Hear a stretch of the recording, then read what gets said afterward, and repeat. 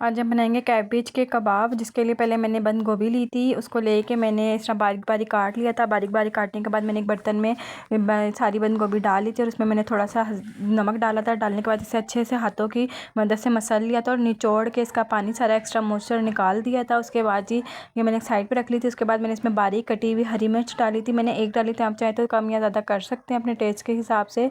और साथ ही मैंने इसमें हरा धनिया काट के डाला था। उसके बाद मैंने इसमें बारीक कटी हुई प्याज डाली थी, जो कि मैंने ली थी 2 अदद प्याज ली थी। यहाँ पे मैंने इसमें 2 अदद प्याज ऐड करी थी। और उसके बाद ही हम इसमें डालेंगे बेसन डालेंगे और चावल का आटा डालेंगे। वो चाहें तो आप कम या ज़्यादा कर सकते हैं। चावल का आटा इसलिए डालेंगे कि थोड़ी सी क्रिस्पी और अच्छी बने, और बेसन हम इसलिए डालेंगे कि इसकी बाइंडिंग सही अच्छे से हो जाए। अच्छा, यहाँ पे हम इसे हाथों की मदद से अच्छे से मिक्स कर लेंगे। ये मैंने पिसी हुई लाल मिर्चें भी डाल दी थी और यह मैंने इसमें पानी नहीं डाला था। ये इसी में जो इसका अपना मॉइस्चर है ना, ये उसी में ही अच्छे से मतलब मिक्स हो गया था। मुझे और मज़ीद इसमें पानी डालने की ज़रूरत नहीं पड़ी थी।